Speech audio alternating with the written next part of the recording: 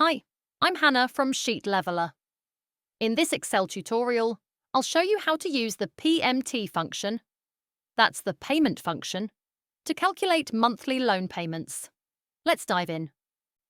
Here's a spreadsheet with interest rates, loan lengths, and loan amounts. For example, loan amount, loan length, and interest rate. Now, how do we figure out the monthly payment? Excel's PMT function makes this quick and easy. Click in cell E3, then type the formula step by step. Equals PMT, left parenthesis rate.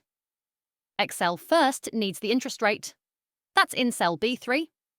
But remember, this is an annual rate, and payments are monthly, so we divide it by 12. Formula so far equals PMT, left parenthesis, B3, divided by 12 number of periods, NPAR. This is the total number of payments. The loan is in years, which is cell C3. But again, 12 monthly payments per year, so we multiply by 12.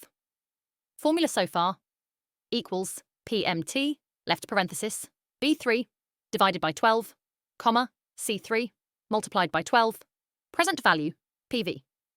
This is the loan amount, which is in cell D3. Now press Enter, and Excel instantly gives the monthly payment. Instead of typing that formula over and over, just use autofill, click on cell E3. Double-click the small green square in the bottom right corner. Excel copies the formula all the way down the column, adjusting for each row. And just like that, you have monthly payments calculated for every loan. So that's how you use the PMT function in Excel to calculate monthly loan payments. Just remember. Divide the interest rate by 12. Multiply the years by 12. Use the loan amount as the present value. I'm Hannah from Sheet Leveler. If you found this tutorial helpful, please like, subscribe, and click the bell so you don't miss future Excel tips.